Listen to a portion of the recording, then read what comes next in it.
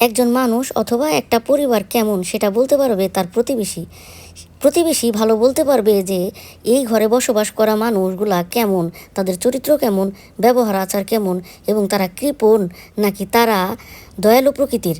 কেননা প্রতিবেশী না চাইতেও অনেক খবর প্রতিবেশীর কানে চলে যায়। আর যদি প্রতিবেশী হয় সদয় মনের মানুষ, তাহলে এই ধরনের খাবার দাবার আপনি রেগুলারই হাতে পেয়ে থাকবেন। আগের দিনে দেখতাম আমার দাদির আমলে, আমার মার আমলে, চাচিদের আমলে দেখতাম কারো ঘরে তরকারি রান্না হলে অন্য বাড়ির মানুষকে, মানে পাশের বাসার মানুষকে না দিয়ে খেলে সেই খাবার যেন তাদের হজমই হতে চেত না। তো এখন আমি যে খাবারটা খাচ্ছি দেখেন, এত সুন্দর করে সাজিয়ে গুছিয়ে আমাকে আমার প্রতিবেশী বলতে কি আমার ভাবি আমাকে গিফট করেছে খাওয়ার জন্য। এইটা শুধু আজকে দিয়েছে তা না, আমাদের মধ্যে এইভাবে আদান প্রদান প্রতিনিয়তই হয়ে থাকে। এই প্রথাটা আগে থেকেই চলে আসছে, এখনও ভালো লাগে। কারণ একটা জিনিস মজা করে রান্না করা হয়েছে, খাচ্ছি, একটুখানি আসে, সেটা আবার দিব না, সেটা হয় না। তো খাবারটা এত মজা করে রান্না করছে। খিচুড়ি এমনিতেই আমার পছন্দ, তারপরে মেঘনা চাইতে বৃষ্টি, হঠাৎ করেই খিচুড়িটা চলে আসলো আমার সামনে। আরে কে খাবে ভাত, কে খাবে তরকারি, আগে খায়া নেই খিচুড়ি। দেখেন এত মজা করে শুটকির ভর্তাটা করছে কাঁচা পেঁয়াজ দিয়া। আমি জানি না সে কিভাবে করছে, পরে রেসিপিটা জেনে নিব। খুব দয়ালু না হলে এত মজার ভর্তা একা না খেয়ে মানুষকে কখনো দেয়? তো দেখেন আমি খাচ্ছি, এখন যে আমি ভয়েস ওভার দিচ্ছি তারপরেও আমার জিভ দিয়ে জল পড়ছে। এই যে আমার টফিকে খাবি, এতক্ষণ যাবত তাকায় তাকায় আসিস, যখন শুটকি দিয়ে একটু খিচুড়ি সাধলাম, না, সে খিচুড়ি খাওয়ার মানুষ না, সে খাবে মাছ ভাত। যাই হোক, আমার এই খাবারটা দেখে আপনাদের কেমন লাগছে? এখন খাওয়ার পালা লাল মরিচের। এই মরিচ ভর্তাটা আমাদের এলাকায় খুব সুন্দর করে পরিবেশন করা হয় বা তৈরি করা হয়। কেউ কাঁচা ভর্তা খায়, কেউ আবার তেলে ভেজে তারপরে ভর্তাটা বানায়। এই ভর্তাটা খেয়ে দেখলাম কাঁচা করে করছে, এত মজা, এত সুস্বাদু। এরপরে দেখেন সে ছোট ইলিশ।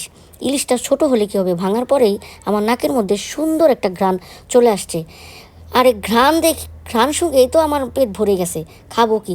খাওয়ার পরে যখন মুখটাকে একটু নাড়াচাড়া দিচ্ছিলাম, ওফ, বিশ্বাস করেন মনে হচ্ছিল যে বড় কোনো মাছের এইটা বাচ্চা, তা না হলে এত সুস্বাদু কীভাবে হয়?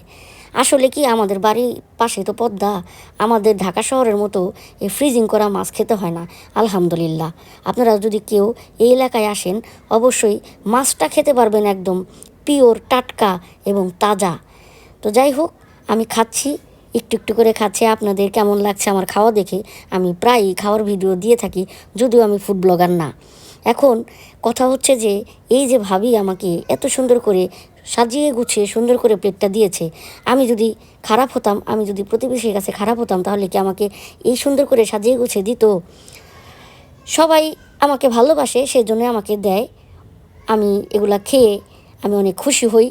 তো আরও যারা ভাবি আছেন, যারা দেখছেন, আমাকে এভাবে দিবেন। যারা এখনও দেন নাই তাদেরটাও এভাবে ভিডিও করে আমি ছাড়বো। খাবো আর প্রশংসা করব, খাবো আর প্রশংসা করব। মনে থাকবে তো?